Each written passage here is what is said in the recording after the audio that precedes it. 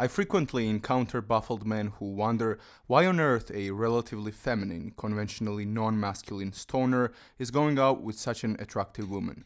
In this video, I will answer the ever-present question of why women like chill guys, thereby introducing a new anthrotype. I have coined this term to denote a specific group of people within a specific population that share mental and physical characteristics, which in turn are partly biologically determined. I will make another video introducing the general outline of anthrotypes. Now, the chill guy anthrotype is characterized by the following traits. He is easygoing, open about his emotional side, hence he doesn't reject the feminine part of his psyche, makes good jokes, exhibits strong verbal skills, challenges social norms and conventional sexual stereotypes. And unlike a typical musclehead, he has an interesting personality and inner realm with its mysteriousness that is worth exploring, and most importantly, he is courageous enough not to be a typical selfish, egotistical man. First, I will explain what social forces cause the manufacturing of this anthrotype, and then I will explain why women might be attracted to the chill guy type.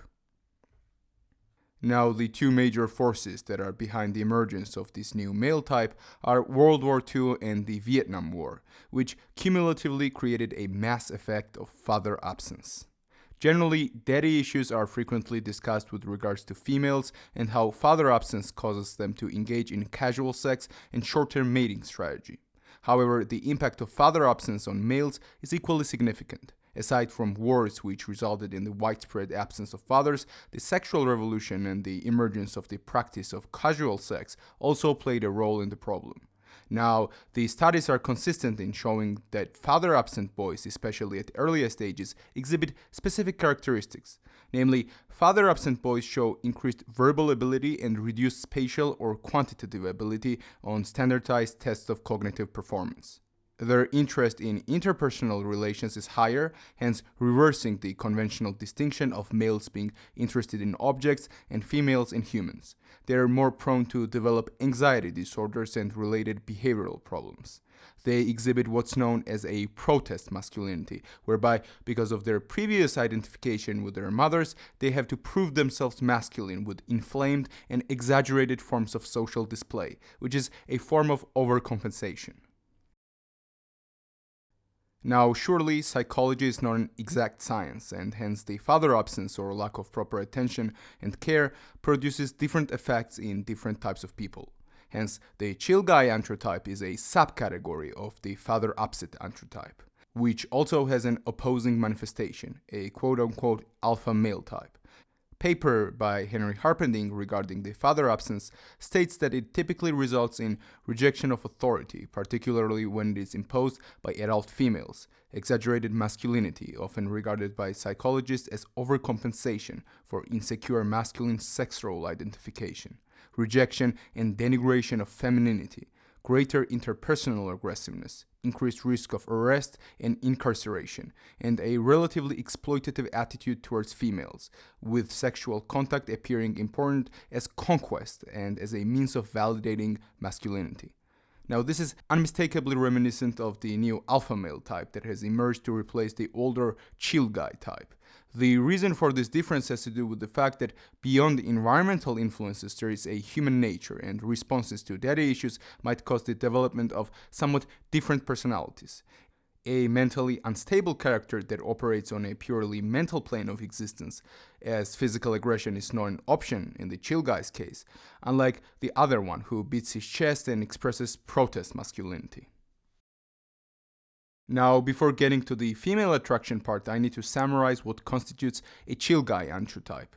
For this, we need to understand the role of the father with respect to boys' cognitive and psychosexual development.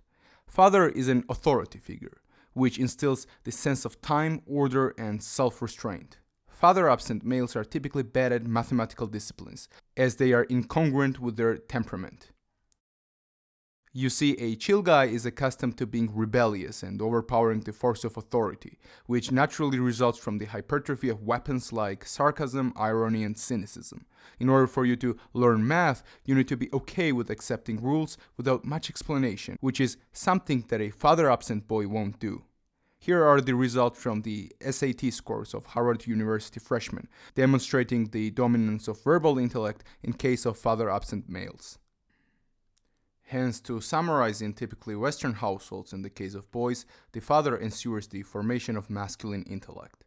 The masculine intellect possesses a sense of authority, an interest in objects, abstract categories, strict time control, a narrowly focused life path, and corpuscular reasoning. Note that all of those are left hemisphere traits. On the flip side, fatherless boys develop a global approach as opposed to an analytical one, where they are more interested in human interactions and are high on verbal skills. You see, the irony, cynicism, and sarcasm of a chill guy as his primary weapon to solidify his place in the social hierarchy are all right hemisphere traits. As a result, the antrhotype of a typical low-temper phlegmatic male with a strong prefrontal cortex and high executive function is transformed into that of a right hemisphere dominant rebellious hippie. As Oswald Spengler claims, when culture transforms into civilization, it becomes extensive and outward-oriented. The emergence of the chill guy anthrotype, which is all about introspection and exploring the depths of his psyche through new technologies such as meditation, psilocybin, and marijuana, appears to be a type of response and counterforce to American civilization's extensibility and outward-orientedness. As Marshall McLuhan says, in the electronic world we live in the global village. In the web of electronic interconnectedness, your private information can get in the hands of people with malicious intents. Hence, to ensure your privacy, you can get a 3-month free protection on Expressvpn by purchasing a 12-month package. You can click on the affiliate link in the description down below. Now, the social wisdom about what females are searching for sounds like this. Women like high testosterone males who are strong and protective. They evolve the preference to find a trustworthy male who is able to provide and protect her and their possible offspring. So when seeing a relatively attractive female with a male who has somewhat questionable physique and conventionally non-masculine vibes, one is naturally confused as to why this is the case. Before we get to the root of the problem, let's take a quick look at what a hippie, weed-smoking, easygoing, chill guy brings to the table. First, increased verbal skills resulting from the father absence is a serious advantage. In my video on female sexuality, I speak about how one reason why humans developed complex language and verbal skills has to do with convincing women to get laid. Males, in particular, evolved the power of persuasion and sense of humor to relieve a female from anxiety and convince her that he deserves the prize. Hence, the first message that a female sees in a chill guy is a non-anxiety principle. In a video about female sexuality, I come to the conclusion that non-anxiety is a defining principle of the female psyche. On average, females strive to eliminate sources of anxiety as much as they possibly can, which is evident in their natural aversion to anxiety. This, in turn, as I speculated, evolved as a mechanism to minimize the risk of miscarriage and infertility. You see, the chronic stress imposed by the modern industrialized system is one of the leading causes of difficulty to get pregnant. A chill guy, which is generally contextualized as an opposing anthrotype to the conventionally aggressive alpha male, displays the promise of tranquility, peace, and stress removal, which mostly, as you would expect, degenerates into hedonism. There is a study that shows how females express attraction to faces of men who have low cortisol levels, which is a stress hormone. You see, the anti-stress effect creates a sense of confidence and security, which, as we are going to see, points to the bigger picture. Now, the father absence produced challenges such as anxiety disorder, mental instability, and the need to overcompensate for the lack of conventional masculinity, which resulted in the formation of a chill guy personality. This involves the use of weed as a technology, which counters the constant problem of anxiety and depression. Use of psilocybin substances that allow one to dig deeper into psychological issues, which is of course useless as they mostly lack the philosophical tools to conceptualize their experience. And hypertrophy of sarcasm and cynicism, which is basically a surrogate for physical strength to help them navigate and compete against other men. Now, getting to the central principle of the chill guy anthrotype, we need to repeat the question. Why is it that women are okay with chill guys lacking gigachad type physique and regular masculine vibes?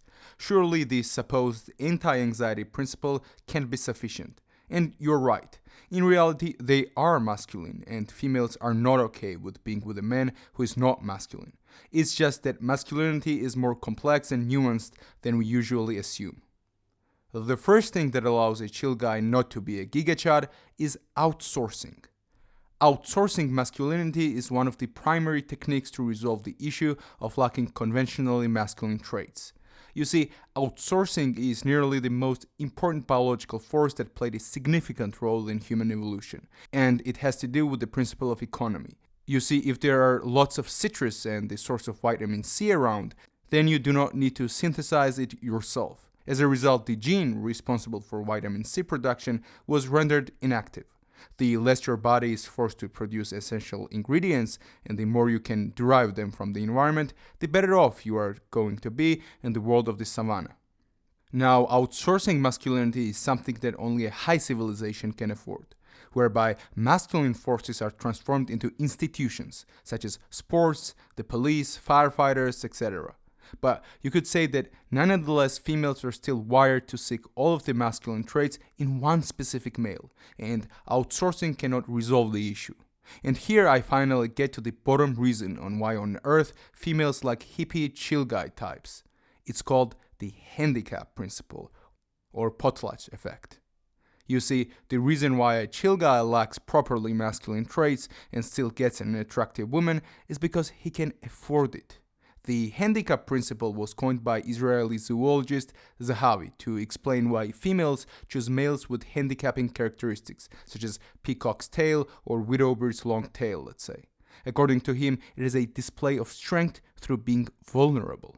To quote, "Look how superior I am. I can afford to make myself vulnerable to hawks by sitting on a high branch, acting as a sentinel to warn the rest of the flock feeding on the ground." Think of a woman watching two men run a race. If both arrive at the finishing post at the same time, but one has deliberately encumbered himself with a sack of coal on his back, the woman will naturally draw the conclusion that the man with the burden is really the faster runner. A male bird with a long and cumbersome tail is showing off to females that he's such a strong he-man that he can survive in spite of his tail. You see, a chill guy can afford to not go to the gym and not be properly masculine because he's not insecure. Hence, he is supra-masculine, meaning transcending the realm of earthly masculinity. In other words, a chill guy is so unimaginably advanced and superior to a typical gym goer that he can afford not to do that and still be in the game. Thus, advertising and showing vulnerability in this case are examples of somewhat toxic masculinity. The guy is so toxically masculine and arrogant that he can afford to not be conventionally strong but still be in the game. I'm speechless, to be honest. Now, another principle that I want to introduce is general imitation. General as in a senior army officer. You see, scars and wounds are a sign that a male has been through trouble and still survived, so he's reliable and promising. As Zahawi puts it, some of our best generals have only one eye. Hence, the apparent weakness of Pete Davidson, let's say, where he has blackened eyes and admits taking medication and smoking weed, etc., are all handicap displays that imitate a general. Well, he has been through trouble too. It's just a spiritual and mental war as opposed to the physical. Another frequently discussed aspect is the testosterone, namely that such a person is low testosterone male. Well, testosterone's action is also more subtle and complex than we assume.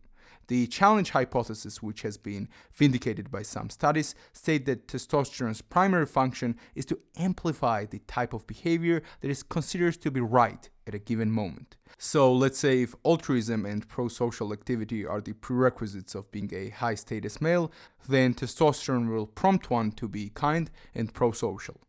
Now, you see, in Western society, anthrotypes, apart from their biological makeup, also exhibit ideological aspects.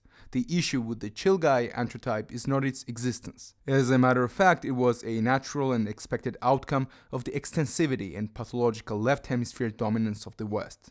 Rather, the problem has to do with politicizing one's psychobiological makeup. advertising hedonistic lifestyles and transient short-term unstable sexual relationships along with smoking weed simply because they're affordable in this day and age is not the most reasonable way to address one's inner problems. Now, as for the other anthrotype, the gorilla one, which has become a more complex force in the modern anti-West trend, I will address it when the time is right. Now I want to thank Patreons for their support. If you want to help the channel, you can become one by clicking the link in the description.